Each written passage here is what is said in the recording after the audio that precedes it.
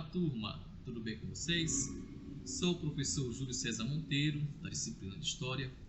Venho aqui, neste momento, agradecer a atenção de todos, é claro, mas também dar boas-vindas aos alunos que estão retornando de suas férias e também aqueles que estão ainda adentrando na instituição. Neste primeiro momento, nossas aulas serão de maneira virtual. Estamos impossibilitados e todos devem saber o porquê.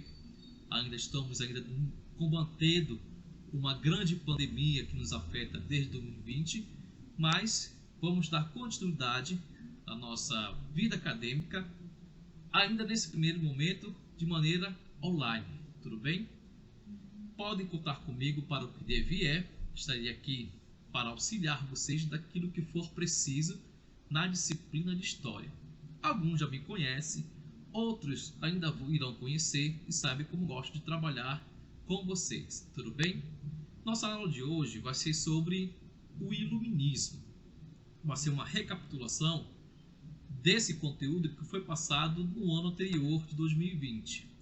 Na próxima semana nós vamos começar a adentrar em assuntos novos, ou seja, assuntos ligados à série de vocês que é o nono ano, ok? Então, desde já, sejam todos bem-vindos. Agradeço a atenção de vocês e sinto-se abraçados, meus queridos. Então, vamos lá, vamos dar início, porque chegou agora a nossa hora da história, ok? Então, segue lá, vamos lá.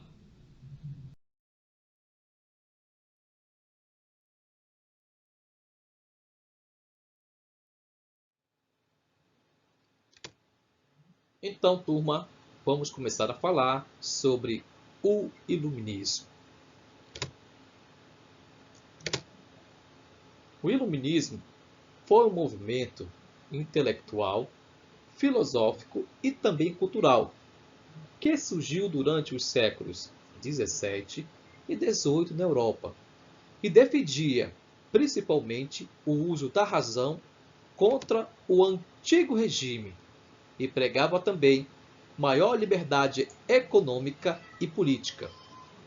Este movimento promoveu certas mudanças políticas, econômicas e sociais baseadas nos ideais de liberdade, igualdade e também fraternidade.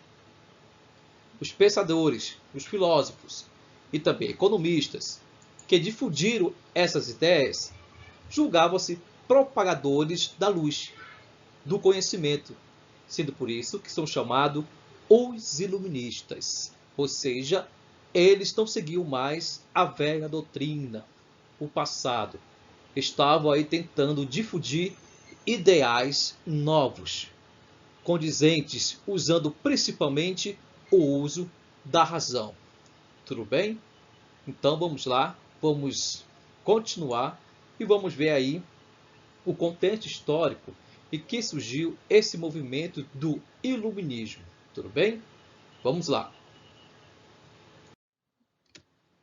Então vamos conhecer o contexto histórico do surgimento do Iluminismo, que é chamado também de século das luzes. O Iluminismo pode ser entendido como uma ruptura com o passado e o início de uma fase de progresso da humanidade. Essa fase é marcada por uma revolução na ciência, nas artes, na política e também na doutrina jurídica. Nessa época, o mundo começava a passar por transformações. Uma dessas transformações foi até mesmo um pouco atrás, antes mesmo do Iluminismo. Foi o Renascimento, que permitiu o desenvolvimento cultural, intelectual, baseados nas ideias de liberdade política e econômica defendidos pela crescente burguesia. O poder das monarquias passou também a ser criticado, juntamente com os valores da igreja, que passam também a ser questionados. E claro, agora o homem é colocado no centro das questões. O homem é o centro das respostas que a humanidade procura. Então, o Iluminismo trouxe consigo grandes avanços econômicos, A Revolução Industrial é uma delas, que vai abrir caminhos para a produção e expansão de mercados e mudanças políticas, que acabaram na Revolução Francesa. O mercantilismo, também característico da época anterior, ou seja, da época medieval, podemos dizer assim, vai dar lugar também à liberdade econômica sem a intervenção do Estado. Ou seja, vai surgir filósofos, pensadores, que vão dizer que a economia não deve ter a intervenção do Estado. Ela deve caminhar com suas próprias pernas. Que o Estado deve fazer um outro papel que não seja de intervir na economia. Ok? Tudo certo até aí? Alguma dúvida? Nós vamos dar prosseguimento. Então, nós podemos perceber que o iluminismo é mais um movimento que vai trazer mudanças na humanidade. É claro que essas mudanças elas não vão acontecer rapidamente, coisa rápida, um passe de mágica, não. Elas vão aí de uma maneira progressiva, devagar e até certos momentos muito lentas, mas vão acontecer durante e dentro da sociedade. Tudo bem?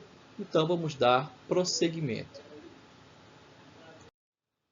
Vamos agora falar como surgiu esse movimento do iluminismo, ou seja, como surgiu esses ideais iluministas na Europa, quais foram as razões, os motivos, a quem ele se opôs, ok? Então vamos começar. O iluminismo surgiu como uma reação ao absolutismo que dominava a Europa até então, naquele momento. No absolutismo, todo o poder se concentrava na figura do rei, que vivia com os luxos pagos pelas classes mais pobres, através dos seus impostos. Os pensadores iluministas queriam trazer a humanidade para a luz da razão. Iam contra o domínio da própria Igreja Católica e também da monarquia absolutista, defendendo o uso da ciência e também da razão, assim como maior também liberdade nos campos da política e economia. Muitos desses filósofos eram contra a religião instituída, mas não eram ateus. Eles acreditavam que o homem chegaria a Deus por meio do uso da razão. Ao contrário do que pregava a religião, estes intelectuais iluministas defendiam que o homem era detentor de seu próprio destino e que a razão deveria ser utilizada para a compreensão da natureza humana. A razão, portanto, era um elemento central das ideias iluministas. Afinal, somente a racionalidade poderia validar o conhecimento. Estes acreditavam que a educação, a ciência e também o conhecimento era a chave para essa libertação. Ok? Tudo certo aí? Os ideais iluministas usavam principalmente o uso racional, o uso da razão. Para eles, o homem era o centro, digamos assim, o centro da questão de todas as dúvidas. Vamos lá? Vamos dar continuidade? Tudo certo por aí? Qualquer dúvida, é só questionar, pessoal. Tudo bem? Vamos lá. Dando continuidade ao surgimento do iluminismo, nós vamos perceber que durante a Idade Média, entre os séculos V e XV, a sociedade europeia foi marcada por forte influência da Igreja Católica. Esta defendia uma visão teocêntrica da sociedade, e boa parte do conhecimento era fruto das crenças religiosas de profecias e do próprio imaginário das pessoas. Entre o final deste período e o início da Idade Moderna, o progresso da ciência começou a colocar em questão muitos conhecimentos e o próprio entendimento do mundo que era proposto pela religião naquele momento. A descoberta que a Terra aqui um globinho para você, que a Terra não era o centro do universo, por exemplo, vai abalar a supremacia do conhecimento eclesiástico. Até mesmo saber que essa Terra não é ela que gira, quer dizer, não é o Sol que gira em torno da Terra, mas sim a Terra que gira através do seu próprio eixo. Exato?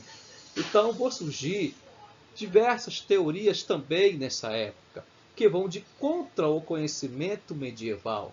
E isso, claro, é um grande abalo naquele momento para aquelas pessoas que estão acostumadas à proposta da religião, à proposta da igreja. O regime absolutista também era outro fator de insatisfação de boa parte da população, onde as sociedades eram divididas em diversas classes, como a gente pode observar na pirâmide que está aí na ilustração,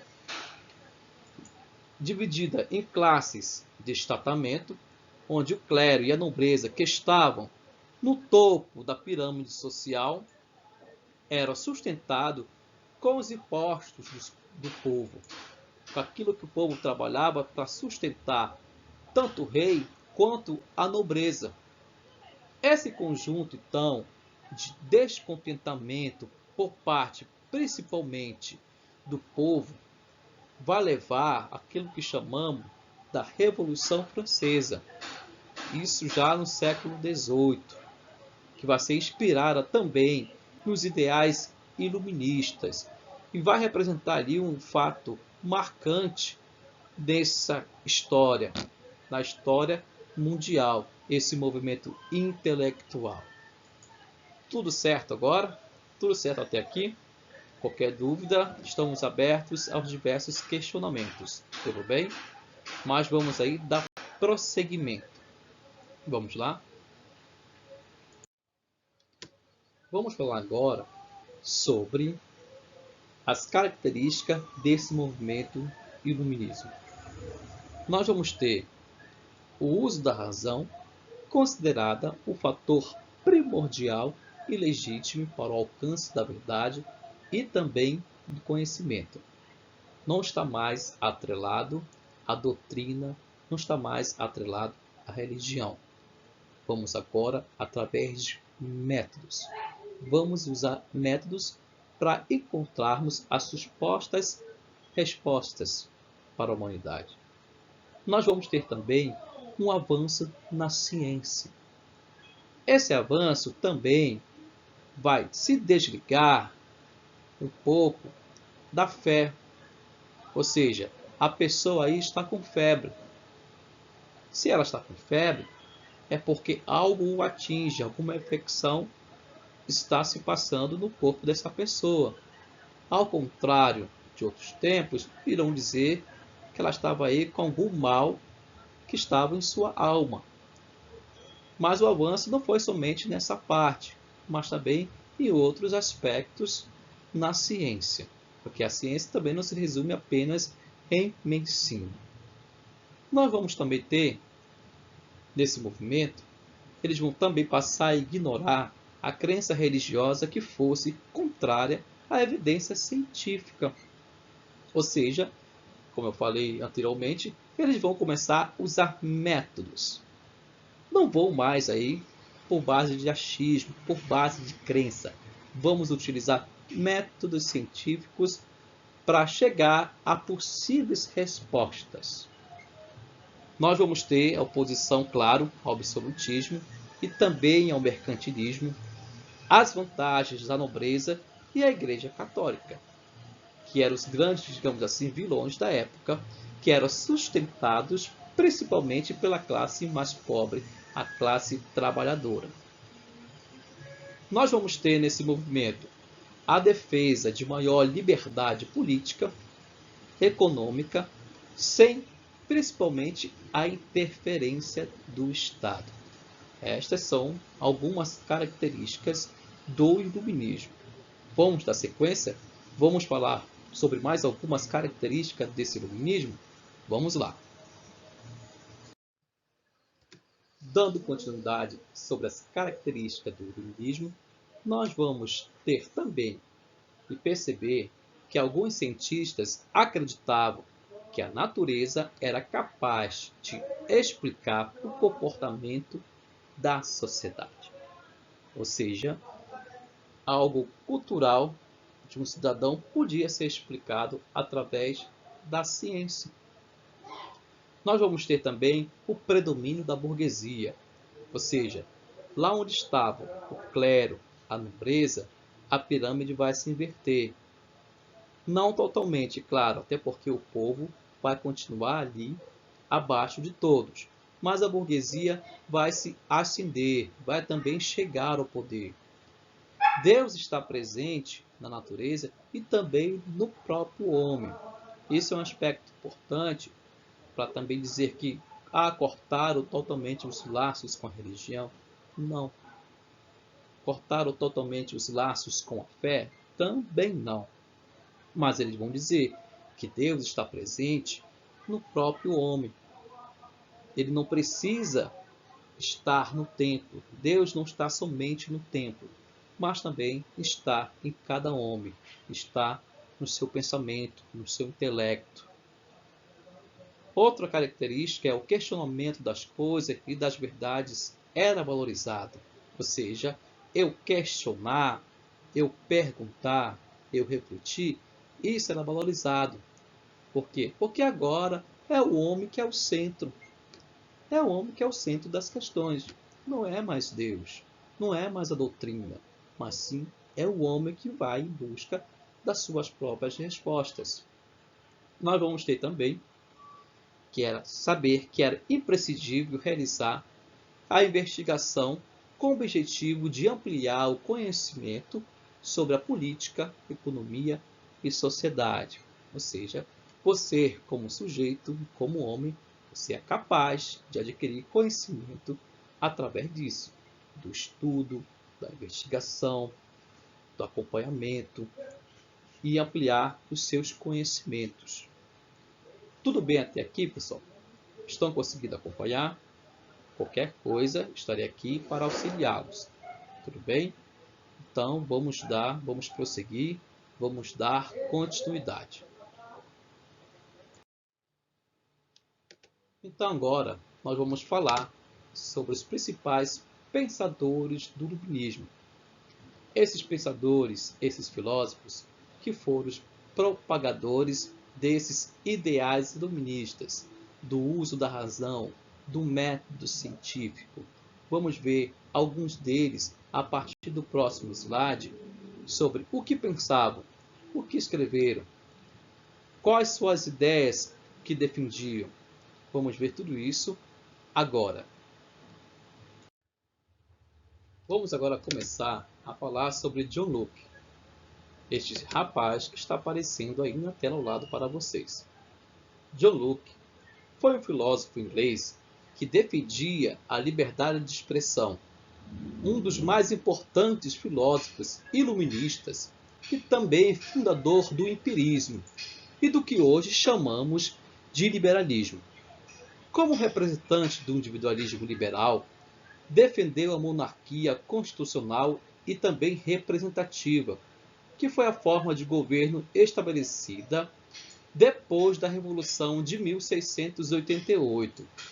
Locke afirmava que o conhecimento era proveniente da experiência, tanto de origem externa, nas sensações, quanto nas internas, através das reflexões, ou seja, defendia a ideia de que o homem era uma folha em branco e que se preenchia apenas com as experiências, pois depois que começamos a perceber tudo em volta, surgem as ideias sensoriais.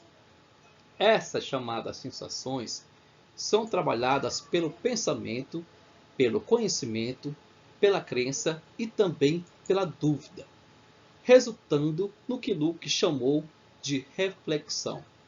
Para ele, a mente não é um mero receptor passivo.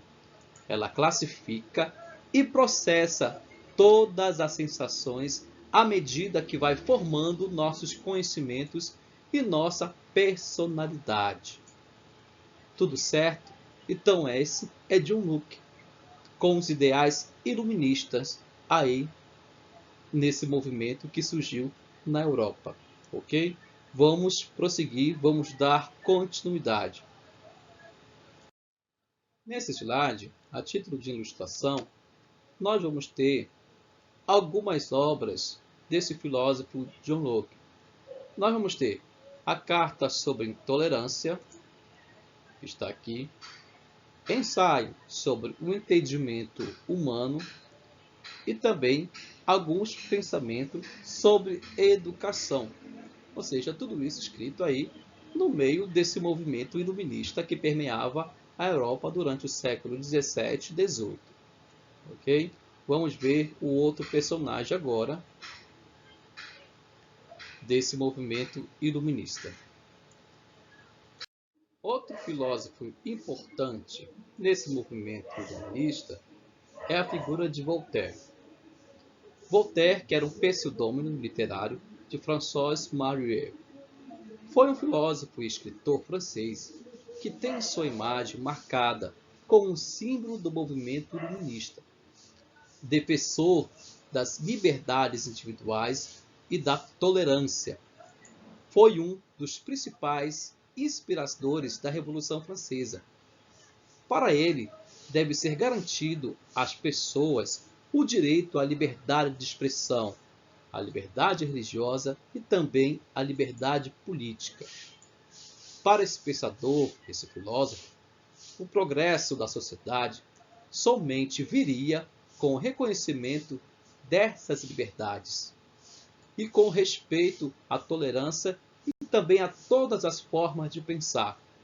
Os ideais de Voltaire estão bem alinhados com os de outros iluministas franceses, mas ele dá mais uma ênfase na questão da liberdade. Voltaire acreditava que o ser humano deveria ser livre para expressar sua vida criativa, sem interferência de cunho moral ou religioso. Ele era contra o absolutismo e a favor da separação entre igreja e Estado. Voltaire também era totalmente a favor da liberdade de imprensa e principalmente da liberdade de expressão, além da liberdade religiosa e da tolerância. Para o pensador, o progresso sempre vinha das liberdades individuais e com o respeito e a tolerância de todas as formas de pensar. Ok? Tudo certo? Nós vamos dar continuidade e ver agora algumas das principais obras de Voltaire. As obras de Voltaire, que não foram poucas, e eu trouxe aqui apenas algumas para vocês, apenas 3, mas o mesmo escreveu mais de 70 obras durante esse período do movimento iluminista. Nós vamos ter o Édipo, nós vamos ter aqui também Cartas Filosóficas e Conflitos a uns Jornalistas. Todas essas obras aí feitas durante esse período do iluminismo. Tudo bem? Vamos ver o nosso próximo personagem. Vamos lá. O nosso personagem de agora nada mais nada menos que Jean-Jacques Rousseau. Este filósofo suíço, mais popular durante a Revolução Francesa, defendia a democracia direta, onde cada indivíduo seria capaz de participar de todas as decisões políticas, ou seja, fazer prevalecer a soberania popular. Jean-Jacques Rousseau foi um dos principais influenciadores da formação do pensamento político educacional moderno. Ao contrário de todos os outros filósofos iluministas, Rousseau não acreditava no individualismo, indo de contra as teorias liberalistas da época. Para ele, com a igualdade, não seria possível que as pessoas tivessem propriedades privadas e que o bem-estar social só seria possível se as pessoas que tivessem posse de bens acabassem. Ou seja, nada de bens próprios para ninguém. todo mundo deveria ter as mesmas coisas e ser tratado da mesma forma e também ter os mesmos direitos e também poder. Este filósofo escreveu várias obras também. Uma delas aqui é o Contrato Social, que é este que está aparecendo aqui para vocês. Este eu tenho em mãos. Mas, logo após, eu vou lhe mostrar para vocês outras obras desse pensador, desse filósofo, que também participou desse movimento iluminista. Tudo bem? Vamos lá. Vamos dar continuidade.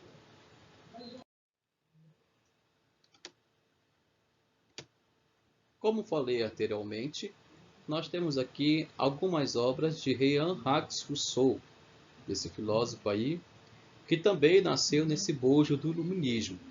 Nós vamos ter as suas obras A Origem e Fundamentos da Desigualdade entre os Homens, As Ciências e as Artes, e também o Contrato Social, aquele que eu mostrei no slide anterior. Mas tenho outras obras também que, a partir de uma pesquisa, da curiosidade de vocês, vocês podem também adquirir, algumas até mesmo em PDF, e vocês podem aí saborear uma ótima leitura sobre o que este pensador escrevia naquela época. Vamos lá, vamos prosseguir. Vamos falar agora sobre outro personagem também que veio no bojo do iluminismo. É o escocês Adam Smith, considerado o pai da economia moderna. Adam Smith foi um filósofo e também economista, e o nome mais importante quando se trata de liberalismo econômico. Publicou a sua principal obra chamada A Riqueza das Nações, que teve grande importância, fundamental para o nascimento da economia política liberal e para o progresso de toda a teoria econômica. Adam Smith pregava a não intervenção do Estado na economia e um Estado limitado às funções de guardião e também de segurança, mantenedor da ordem e da garantia da propriedade privada. Adam Smith foi mais um desses filósofos que também, digamos assim, endossaram esse movimento do iluminismo durante o século XVII e também o século XVIII. Tudo bem até agora? Vamos dar continuidade e ver quais as principais obras que esse filósofo economista escocês deixou para nós.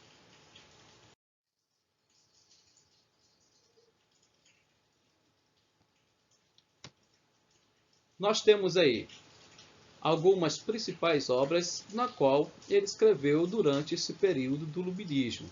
Nós vamos ver a teoria moral dos sentimentos, ensaios filosóficos e também o mais popular entre eles, o livro A Riqueza das Nações, que é lido até hoje, conhecido principalmente na academia de História, de Geografia.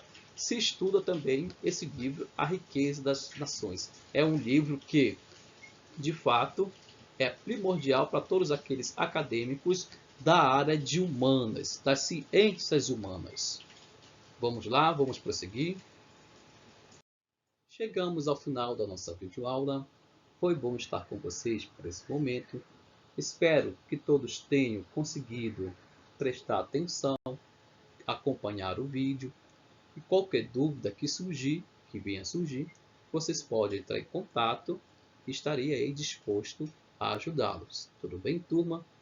Então, nosso próximo vídeo da próxima semana serão aí com assuntos já de nono ano, ou seja, assuntos da sua série na qual você foi matriculado.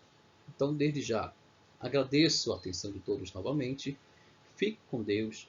Tenham todos uma ótima semana. E até a próxima, se assim Deus nos permitir. Ok? Muito obrigado a todos.